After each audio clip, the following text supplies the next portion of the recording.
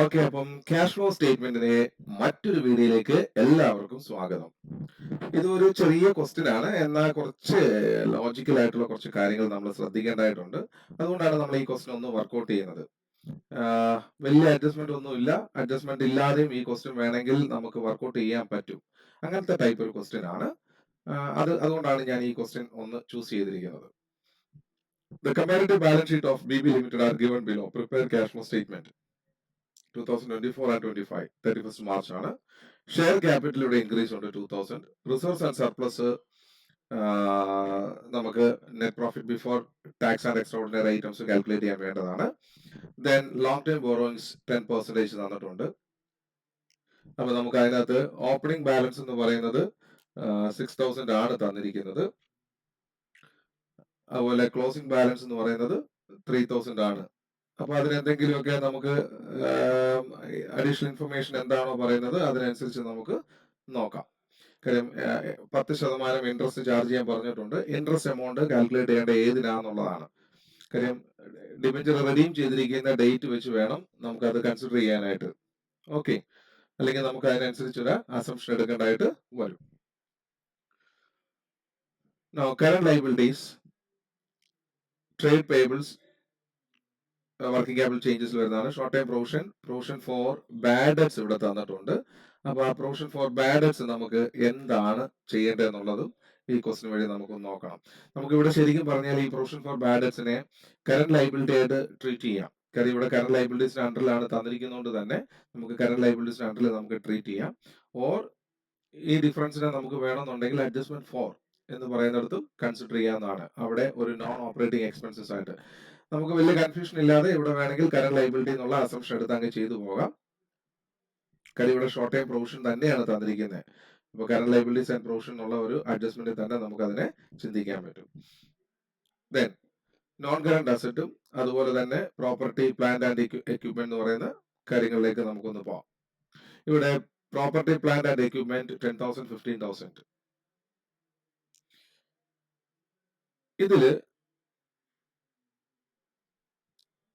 5,000 increase വന്നിട്ടുണ്ട്. അതെന്താണ് നമുക്ക് ചെയ്യാൻ സാധിക്കും എന്നുള്ള കാര്യത്തെ കുറിച്ച് പ്രത്യേകിച്ച് പറയേണ്ട ആവശ്യമില്ല. പർച്ചേസസ് ആണ്. ഓക്കെ, വാല്യൂ കൂടിയിട്ടുണ്ടെങ്കിൽ എന്തായാലും അത് പർച്ചേസസ് ആണെന്നുള്ള കാര്യത്തെ കുറിച്ച് നമുക്ക് ഉറപ്പിച്ച് പറയാനായിട്ട് പറ്റും. ദെൻ ഇൻടാഞ്ചിബിൾ അസറ്റിൽ 5,000 2,500 പോയിട്ടുണ്ടെങ്കിൽ ഇത് റൈറ്റ് ഓഫ് ചെയ്തിരിക്കുന്ന ഒരു പോർഷൻ ആണ്. സോ 2,500 അഡ്ജസ്റ്റ്മെന്റ് ഫോറിൽ നോൺ ഓപ്പറേറ്റിംഗ് എക്സ്പെൻസസ് ആയിട്ട് നമുക്ക് കാണിക്കണം. ദെൻ ഇവിടെ വന്ന കറണ്ട് അസറ്റ് സ്റ്റോക്കും ഡെറ്റേഴ്സ് എന്ന് പറയുന്നത് നമുക്ക് കൃത്യമായിട്ടും വർക്കിംഗ് ക്യാപിറ്റൽ ചേഞ്ചസിൽ വരുന്ന ഐറ്റമാണ്. അപ്പൊ ഇവിടെ വർക്കിംഗ് ക്യാപിറ്റൽ ചേഞ്ചസിൽ 4 ഐറ്റം നമുക്ക് കൺസിഡർ ചെയ്യാം. Creditors, provision for bad debts, then inventories and debtors. Additional ഇൻഫർമേഷനകത്ത് ഡിവിഡൻഡ് പെയ്ഡ് എമൗണ്ട് ടു ₹1750. ഇത് ഫൈനാൻസിങ് ആക്ടിവിറ്റി ആണ്. അവിടെ അതുപോലെ തന്നെ ഓപ്പറേറ്റിംഗ് ആക്ടിവിറ്റീസിൽ adjustment for non operating expense ആയതുകൊണ്ട് തന്നെ അവിടെ ആഡ് ബാക്ക് ചെയ്യണം. Land was purchased. ഞാൻ എന്താ പറഞ്ഞത്, ഇവിടെ ഈ പ്രോപ്പർട്ടി പ്ലാന്റ് ആൻഡ് എക്യുപ്മെന്റിനകത്ത് 5,000 കൂടിയിട്ടുണ്ട്. അപ്പൊ ഈ പറയുന്ന ഒരു കാര്യം പറഞ്ഞിട്ടില്ലെങ്കിൽ പോലും നമുക്ക് അവിടെ അസംഷൻ എടുക്കാം 5,000 ഒരു അഡീഷണൽ പേയ്മെന്റ് വന്നിട്ടുണ്ടെന്നുള്ളത്. Okay, then debentures redeem to the extent of ₹3,000. 3,000 രൂപ വരെ റെഡീം ചെയ്തു എന്നാണ് പറഞ്ഞിരിക്കുന്നത്. അപ്പൊ ഇതിന്റെ അകത്ത് ഒരു കാര്യം ആലോചിക്കണം പറഞ്ഞാൽ നമുക്ക് ഡിബഞ്ചർ റിഡംഷന്റെ ഡേറ്റ് തന്നിട്ടില്ല. അപ്പൊ നമുക്കിപ്പോ 6,000 എന്ന് പറയുന്നത് 3,000 ആയിട്ട് കുറഞ്ഞിട്ടുണ്ടെങ്കിൽ ബിഗിനിങ് ഓഫ് ദി പീരീഡ് തന്നെ കുറഞ്ഞായിട്ട് നമുക്ക് അസ്യൂം ചെയ്യുകയാണെങ്കിൽ 3,000 രൂപയ്ക്ക് 10% ഇൻട്രസ്റ്റ് കൊടുക്കുന്നതായിട്ട് നമ്മൾ അസ്യൂം ചെയ്താൽ മതി. അപ്പൊ അവിടെ നോൺ ഓപ്പറേറ്റിംഗ് എക്സ്പെൻസ് ആയിട്ട് 3,000 10% 300ഉം ഫൈനാൻസിങ് ആക്ടിവിറ്റിയിൽ 300ഉം ആയിട്ട് കാണിച്ചേക്കുക. ഇനി നിങ്ങൾക്ക് അടുത്തൊരു അസംഷൻ ഉണ്ട്. അതായത് 31st മാർച്ച് 2025 റെഡീം ചെയ്യുന്നതെങ്കിൽ 6,000 നമ്മൾ ഇൻട്രസ്റ്റ് കൊടുക്കേണ്ടതായിട്ട് വരും. ഡേറ്റ് പ്രത്യേകിച്ച് പറഞ്ഞിട്ടില്ലാത്തതുകൊണ്ട് തന്നെ നമ്മൾ എടുക്കുന്ന അസംഷൻ എന്ന് പറയുന്നത് beginning of 2024, that means 1st April 2024 ഈ പറയുന്ന റിഡംഷൻ നടന്നു എന്നാണ് നമ്മൾ അസ്യൂം ചെയ്ത് ചെയ്യാൻ പോകുന്നത്. Then income tax paid ₹1,000. As usual നമുക്കറിയാം നെറ്റ് പ്രോഫിറ്റ് ബിഫോർ ടാക്സ് കണ്ടുപിടിക്കുന്നതിനകത്ത് പ്രൊവിഷൻ ഫോർ ടാക്സേഷൻ തന്നിട്ടില്ലെങ്കിൽ ഇൻകം ടാക്സ് പെയ്ഡ് തന്നെ നമുക്ക് അവിടെ എടുത്ത് ചെയ്യേണ്ടതായിട്ട് വരും. ഓക്കെ, അപ്പൊ നമുക്ക് ഇത് എങ്ങനെയാണ് ക്വസ്റ്റ്യൻ വർക്ക്ഔട്ട് ചെയ്യുന്നുള്ളത്? നമുക്ക് വേണ്ടത് എവിടെ നമ്മൾ സ്റ്റാർട്ട് ചെയ്യുന്ന എവിടെ റിസർവ്സ് ആൻഡ് സർപ്ലസിനകത്തും അല്ലേ. Closing 5280 opening 5020. സോ നമുക്കൊന്ന് നോക്കാം. 5280 മൈനസ് 5020. അപ്പൊ നമുക്കൊരു എമൗണ്ട് കിട്ടും 260 പ്രോഫിറ്റ് ആഫ്റ്റർ അപ്രോപ്രിയേഷൻ. അപ്പൊ ഇവിടെ നമുക്ക് ആഡ് ബാക്ക് ചെയ്യേണ്ട ഒരു എമൗണ്ട് എന്ന് പറയുന്നത് ഡിവിഡൻഡ് പെയ്ഡ് ഉണ്ട് 1750. So dividend paid add dividend paid 1750. അപ്പോൾ പ്രോഫിറ്റ് ആഫ്റ്റർ ടാക്സ് 2010 കിട്ടി. ഇനി ഇൻകം ടാക്സ് പെയ്ഡ് പറഞ്ഞിട്ടുണ്ട്. Income tax paid 1000. Provision for taxation തന്നിട്ടുണ്ടായിരുന്നു, അതായിരുന്നു ചെയ്യേണ്ടിരുന്നത്. നമുക്ക് ഇവിടെ അത് തരാത്തതുകൊണ്ട് അത് തന്നെയാണ് ആ വർഷം ചാർജ് ചെയ്തിരിക്കുന്നത്. Income tax paid add back ചെയ്യണം. ആഡ്, ഞാൻ ഇതിന്റെ കൃത്യമായിട്ടുള്ള ലോജിക്ക് ഇതിനു മുമ്പുള്ള വീഡിയോയിൽ പറഞ്ഞിട്ടുണ്ട്. 1000 rupees. Hence, net profit before tax and extraordinary items will be 3010. അപ്പോൾ നമുക്ക് സ്റ്റാർട്ടിംഗ് പോയിന്റ് ആയി. ഇനി അഡ്ജസ്റ്റ്മെന്റ് ഫോറിൽ നമ്മൾ പറഞ്ഞു എന്തൊക്കെ ഐറ്റംസ് ആണ് കാണിക്കേണ്ടത്. ഇവിടെ ഡിബഞ്ചറിന്റെ ഇൻട്രസ്റ്റ് വരുന്നുണ്ട്, പിന്നെ ഗുഡ് വിൽ റൈറ്റ് ഓഫ് ചെയ്ത കാര്യം പറയുന്നുണ്ട്. ഈ രണ്ട് ഐറ്റം ആണ് മെയിൻ ആയിട്ട് അവിടെ വരുന്നത്. ഓക്കെ, അപ്പൊ ഇൻട്രസ്റ്റ് ഓൺ ഡിബഞ്ചേഴ്സ് നമ്മളിവിടെ 3000 ബേസ് ചെയ്തിട്ടാണ് ഇൻട്രസ്റ്റ് കാൽക്കുലേറ്റ് ചെയ്യുന്നത്.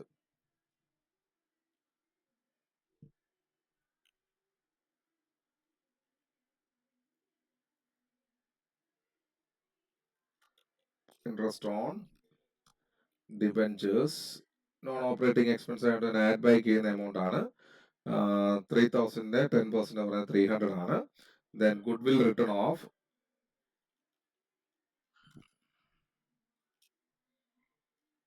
അമോർട്ടൈസേഷൻ ഓഫ് ഗുഡ് വിൽ എന്നും പറയാം. ഗുഡ് വില്ലിന്റെ വാല്യൂ എന്ന് പറയുന്നത് കുറയുന്ന 5000 2500 കുറയുമ്പോൾ 2500 ആണ്. സോ ആഡ് ബാക്ക് ചെയ്യേണ്ട എമൗണ്ട് 2500. അപ്പൊ നമുക്ക് ഇവിടെ ഒരു പ്രോഫിറ്റ് കിട്ടുന്നുണ്ട്, മീൻസ് ഒരു എമൗണ്ട് കിട്ടും.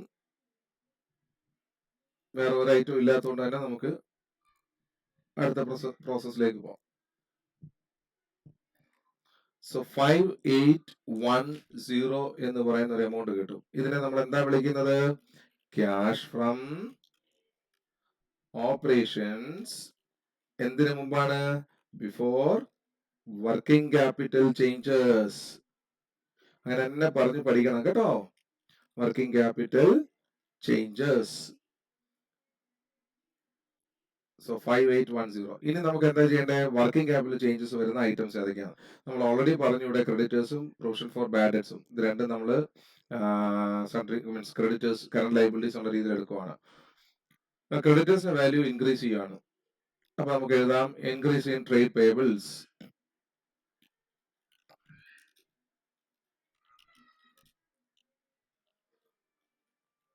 വിൽ ഇൻക്രീസ് ഇൻ ക്യാഷ് എന്ന. എത്രയാണ് ഡിഫറൻസ് വരുന്നത്? 5920 and 5180. 5180 amount will be, നമുക്ക് നേരിട്ട് ഇവിടെ തന്നെ അങ്ങ് ചെയ്തേക്കാം.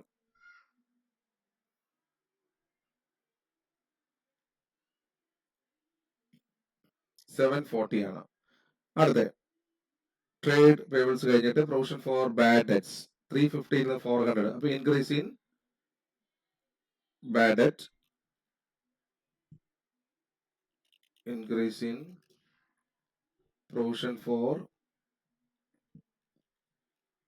ബാഡ് ഡെറ്റ്സ് 50 രൂപയാണ്. അതിന് പ്രത്യേകിച്ച് നമുക്ക് കൂടുതൽ കാൽക്കുലേഷൻ ആവശ്യമൊന്നുമില്ല. Increase in current liability will increase in cash എന്നാണ് പോസിറ്റീവ് വാല്യൂ ആയിട്ട് തന്നെ നമുക്ക് എഴുതി പോവാം. ഓക്കെ, അടുത്ത വരുന്നത് അസറ്റിലേക്ക് നമുക്ക് നോക്കാം. സ്റ്റോക്കിന്റെ വാല്യൂ 24,600 21,350 ആയിട്ട് കുറയുകയാണ്. Decrease in stock will increase in cash. Decrease in stock will increase in cash. എത്രയായിട്ട് വാല്യൂ എന്നൊന്ന് നമുക്ക് നോക്കിയിട്ട് വരാം ഒന്നുകൂടെ. 24,600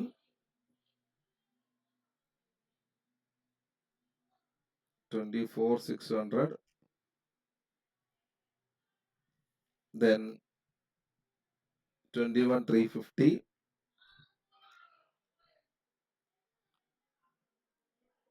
So ഇതിന്റെ ഡിഫറൻസ് നമുക്ക് നോക്കാം. Decrease in current asset will increase in cash എന്നാണ് പറയുന്നത്. ഓക്കെ, അത് നമുക്ക് കിട്ടി 3250 എന്ന് പറയുന്ന ഒരു എമൗണ്ട് ആണ്, പോസിറ്റീവ് വാല്യൂ ആണ്. അടുത്ത നോക്കാം, ട്രേഡ് റിസീവബിൾസ് 7450 കൂടുകയാണ് അല്ലെ, 8850 കൂടുകയാണ്. So increase in trade receivables.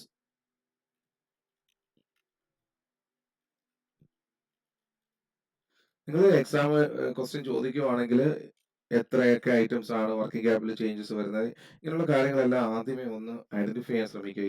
കാര്യം ക്യാഷ് ഫ്ലോ സ്റ്റേറ്റ്മെന്റ് എന്ന് പറയുമ്പോൾ ഒരു ഫോർമാറ്റ് ഡയറക്ഷനിൽ പോകുന്ന കാര്യമായതുകൊണ്ട് തന്നെ നമുക്കിതെല്ലാം ഇങ്ങനെ ട്രേസ് ചെയ്ത് പോകുന്ന, അതായത് കോൺസെപ്റ്റ് ക്ലിയർ ആണെങ്കിൽ വളരെ ഈസിയാണ് ഈ പറയുന്ന ക്യാഷ് ഫ്ലോ സ്റ്റേറ്റ്മെന്റ് എന്ന് പറയുന്നത്.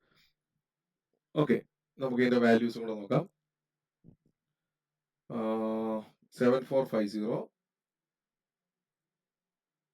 7450 then 8850.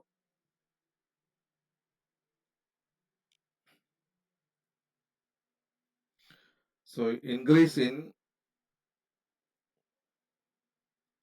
debtors will decrease in cash എന്നാണ് പറഞ്ഞിരിക്കുന്നത്. So 1500 നെഗറ്റീവ് വാല്യൂ ആണ്, നിങ്ങൾ ബ്രാക്കറ്റഡ് വാല്യൂ ആയിട്ട് കൊടുത്തേക്കുക. ഓക്കെ, ഇനി നമ്മളെ സംബന്ധിച്ചിടത്തോളം നമുക്ക് cash generated from operations before tax and extraordinary items എത്രയാണെന്നുള്ളത് കണ്ടുപിടിക്കാം. 5810 plus 740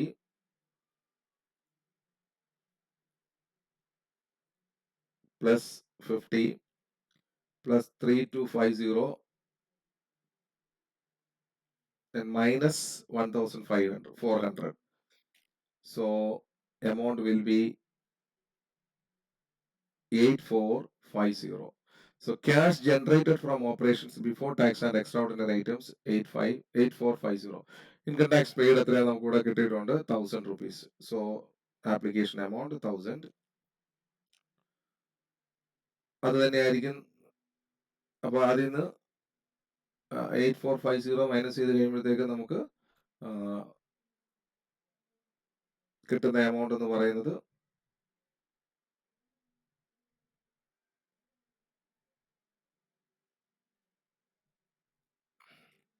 7450. എക്സ്ട്രാ ഓർഡിനറി ആയിട്ട് ഒന്നും ഇല്ലാത്തതുകൊണ്ട് തന്നെ net cash inflow from operating activities positive value 7450 കിട്ടി. ഓക്കെ, ഇനി നമ്മുടെ ഒബ്ജക്റ്റീവ് എന്ന് പറയുന്നത് അസറ്റിന്റെ അത് നോക്കുക. ഇവിടെ പ്രോപ്പർട്ടി പ്ലാന്റ് ആൻഡ് എക്യുപ്മെന്റ്, ഞാൻ നേരത്തെ പറഞ്ഞ അഡീഷണൽ ഇൻഫർമേഷൻ അത് ലാൻഡ് പർച്ചേസ് 5000 പറഞ്ഞിട്ടുണ്ട്. ഈ ഡിഫറൻസ് എന്ന് പറയുന്നത് അത് തന്നെയാണ്. അപ്പൊ ഈ അഡ്ജസ്റ്റ്മെന്റ് തന്നില്ലെങ്കിലും കുഴപ്പമില്ല. So purchases of land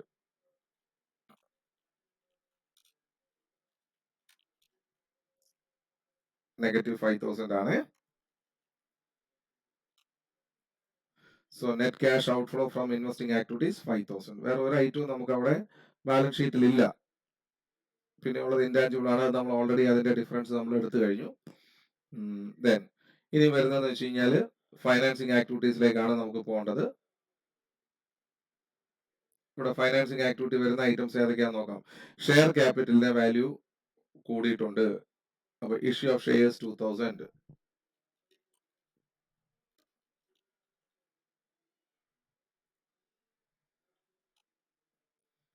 then long time borrowings, ഇവിടെ റിഡംഷൻ നടന്നിട്ടുണ്ട്. Redemption of 10% debentures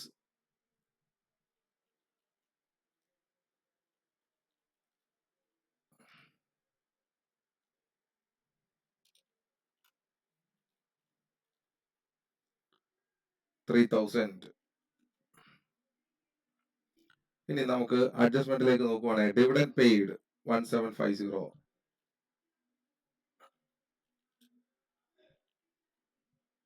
negative value ആണ് 1750.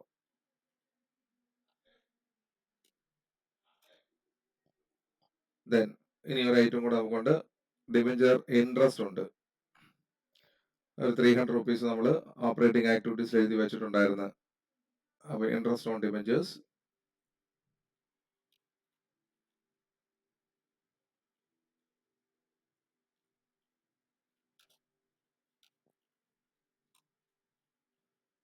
300 negative value.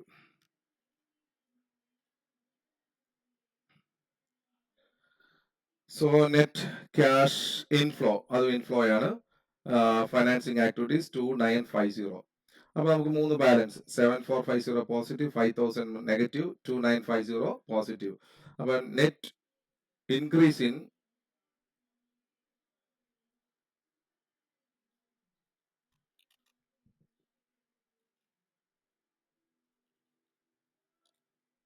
Cash and cash ഇക്വലൻസ് 5400 ആണ് പറഞ്ഞിരിക്കുന്നത്, പോസിറ്റീവ് വാല്യൂ ആണ്.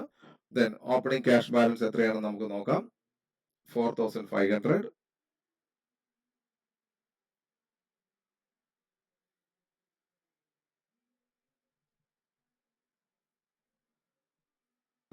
ഒരു സെക്കൻഡ്, ഞാൻ നമ്മള് ഇവിടെ ഒരു സെക്കൻഡ്, ഇത് റിഡംഷൻ നടക്കുന്നത് നമുക്ക് ആപ്ലിക്കേഷൻ ആണ്. Net cash outflow from financing activity ആണ്. Net cash outflow from financing activities. Redemption ഞാൻ അവിടെ പോസിറ്റീവ് വാല്യൂ ആണ് എഴുതിയത്. സോ നെഗറ്റീവ് 600 ആണ് വന്നിരിക്കുന്നത്. ഹെൻസ് നമുക്ക് ഇനി ഓപ്പണിംഗ് ക്യാഷ് 4500 ആഡ് ചെയ്യുമ്പോഴത്തേക്കും നമുക്ക് നോക്കാം. Closing balance 3900. സി. അപ്പൊ എല്ലാവരും ഈ ക്വസ്റ്റ്യൻ ഒന്ന് കൃത്യമായിട്ടൊന്ന് മനസ്സിലാക്കി ചെയ്യുക.